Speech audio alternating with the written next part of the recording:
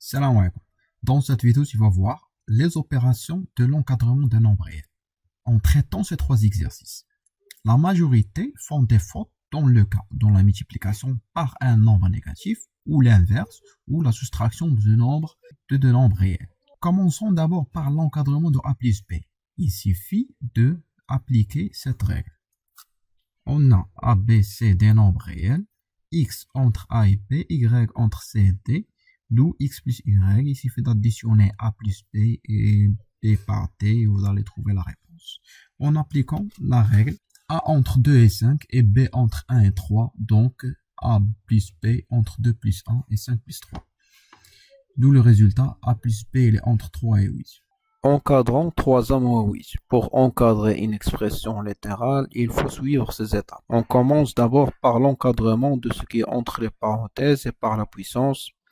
Puis on passe à la multiplication et l'addition et la soustraction. Dans cet encadrement, d'abord on multiplie par 3. Et après on soustrait le 8.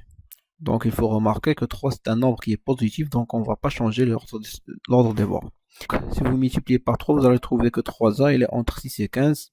La dernière étape, c'est soustraire le 8. On obtient que 3a moins 8, il est entre moins 2 et 7. Troisième question, encadrant 2a plus 2b. Je crois que vous avez bien adapté l'enchaînement d'opérations dans l'encadrement. C'est-à-dire, toujours tu commences par les parenthèses, la puissance, la multiplication et l'addition et la soustraction. Encadrant 3a, donc dans cet exemple, on va encadrer 3a plus 2b et additionner les deux. 3 et 2 sont des facteurs positifs, donc on ne va pas changer l'ordre des bornes. Regardez, on multiplie 3 par 2, 3 par A et 3 par 5. Même chose pour B. On multiplie 2 par 1, 2 par B, 2 par 3. On va trouver que 3A il est entre 6 et 15 et 2B entre 2 et 6. Dernière étape, c'est additionner les deux et on va trouver que 3A plus 2B égale à 8, il est compris entre 8 et 21. Encadrant moins 2B. Il faut remarquer que moins 2 c'est un nombre qui est négatif, alors on va changer l'ordre des bornes ici avant d'effectuer la multiplication par moins 2. Car d'après la règle, si k c'est un nombre qui est négatif, alors il faut changer. On va obtenir la multiplication de k fois b inférieur ou égal à k fois x inférieur ou égal à k fois a. En appliquant cette règle ici, on obtient moins 2 fois 5 inférieur ou égal à moins 2 fois a inférieur ou égal à moins 2 fois 2. On calcule, on obtient que moins 2a, il est entre moins 10 et moins 4. Bon, regardez ce qui va se passer si vous ne changez pas l'ordre des bords. Donc, on garde ça comme ça. Donc, on va multiplier par moins 2. On va obtenir à la fin. Donc, moins 4, il est inférieur ou égal à moins 2a, inférieur ou égal à moins 10. Ce qui est impossible, car moins 4, il est supérieur à moins 10. Donc, il faut toujours changer l'ordre lorsque vous faites la multiplication par un nombre qui est négatif. Passons à l'encadrement de 1 sur A. La règle dit que si vous avez A et B deux réels de même signe, alors 1 sur X il est compris entre 1 sur B et 1 sur A. Donc on a changé l'ordre de A et de B lorsque vous effectuez l'inverse. On a ici 1 sur A. D'accord? Donc on va changer l'ordre de ces bornes, de 5 et de 2. On va obtenir que 1 sur A, il est entre 1 sur 5 et 1 sur 2. Donc faites attention, toujours lorsque vous effectuez l'inverse, vous changez l'ordre. Lorsque vous multipliez par un nombre qui est négatif, vous changez aussi l'ordre. D'accord? Donc vous changez l'ordre lorsque vous effectuez une multiplication par un nombre négatif ou si vous voulez calculer l'inverse. Donc faites attention dans ces deux cas. Encadrant d'abord z carré. Z carré, c'est une multiplication. Donc z carré égale à z fois z. Donc il faut faire attention lorsque vous effectuez la multiplication comme on a dit dans la paragraphe précédente. En général, si vous voulez encadrer le carré d'un réel avec des bornes qui sont positives, alors il suffit de mettre les bornes au carré sans rien changer, car les bornes sont des bornes qui sont positives. Ici, z est compris entre deux nombres positifs, c'est-à-dire qu'on ne va rien changer. Il suffit de calculer 3 au carré et 4 au carré on obtient que z carré il est entre 9 et 16. Dans l'encadrement de t, regardez que t il est entre deux nombres qui sont négatifs. Pour appliquer la règle, il faut que a et b soient des nombres positifs. Donc, je ne peux pas appliquer cette règle dans ce cas, car moins 2 et moins 1 sont deux nombres qui sont négatifs. Donc, l'astuce, c'est de rendre les bornes des nombres positifs et puis appliquer la règle. Donc, on va rendre les nombres positifs en appliquant cette règle. Si x il est entre a et b, alors moins x il va être entre moins b et moins a. En appliquant ça sur notre exemple, on trouve que moins t il est entre 1 et 2. Et par suite, on va faire entrer le carré. On va trouver que moins t au carré il est entre 1 au carré et 2 au carré. T au carré, il va être entre 1 et 4. La deuxième méthode est très facile pour encadrer le t au carré dans le cas où ces bornes est négatif. Donc, essayez d'apprendre cette règle et toutes les règles précédentes avec les conditions sur les bornes, car c'est ça la clé pour réussir cette leçon.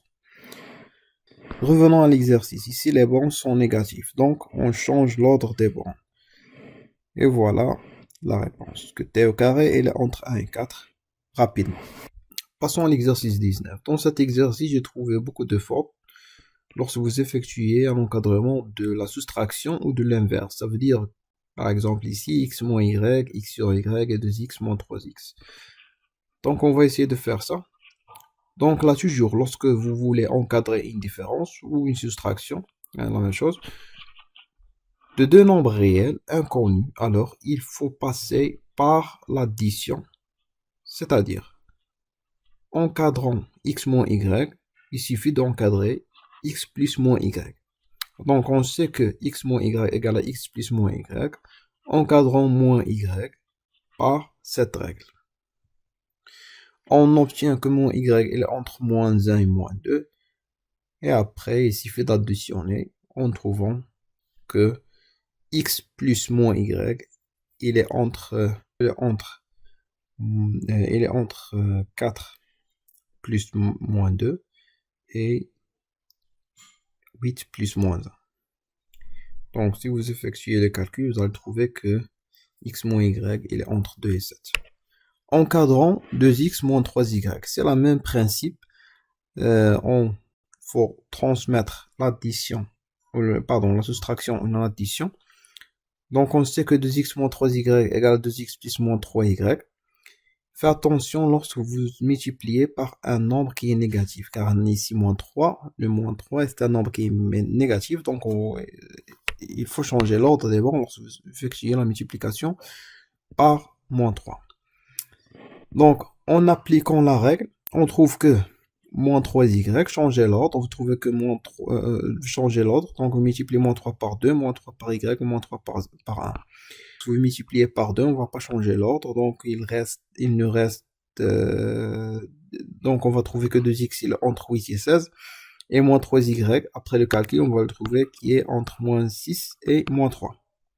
Si vous ne changez pas l'ordre, vous allez trouver que moins 3y il est entre moins 3 et moins 6, ce qui est impossible car moins 3 il est supérieur à moins 6. En addition, on trouve que 2x moins 3y il est entre moins 2 et 13. Il suffit d'effectuer les calculs. Encadrant x sur y, on n'a pas une règle pour le quotient, mais on va passer par la multiplication. C'est-à-dire que si vous avez x sur y ou les x sur n'importe quel nombre, je peux écrire que ça est égal le numérateur fois l'inverse de dénominateur. Ça veut dire que x sur y égale à x fois 1 sur y. On passe par l'inverse et on va après faire la multiplication. Donc on procède. On a x, il est entre 4 et 8, et y entre 1 et 2. Vous appliquez l'inverse sur y, vous allez trouver, donc n'oubliez pas qu'il faut changer l'ordre lorsque vous appliquez l'inverse. Donc 1 sur y, il est entre 1 sur 2 et 1 sur 1, et x, il est entre 4 et 8. pour la multiplication, vérifiez que les bornes sont positives. D'accord? Car on va effectuer le produit de 1 sur y par x. Il faut que les bornes de 1 sur y et x soient positives. Donc, un petit rappel sur la règle de la multiplication avant d'effectuer la multiplication de x par 1 sur y. Donc, soit a, b, c des nombres qui sont réels positifs. Donc, il faut que a, b, c, d soient des nombres réels positifs. Donc, regardons est-ce qu'on a x, est-ce qu'on a les bornes de x et les bornes de 1 sur y sont positifs ou non. Donc, oui, 1 est un nombre positif, 1 sur 2 c'est un nombre positif, 8 c'est un nombre positif et le 4 c'est un nombre qui est positif. Donc, on effectue la multiplication tout simplement, x par y. On va trouver que x fois 1 sur y, il est entre 4 fois 1 sur 2 et 1 sur 2 et 1 fois 8. Donc, vous calculez, vous trouvez que x sur y entre 4 sur 2, on obtient que x sur y, il est entre 2 et 8. Je vous laisse de faire cet exercice. Donc, essayez de le faire et m'envoyer les réponses m'envoyer les réponses de WhatsApp. Merci. Si vous avez des questions, n'oubliez pas si vous avez des questions, n'hésitez pas de les poser.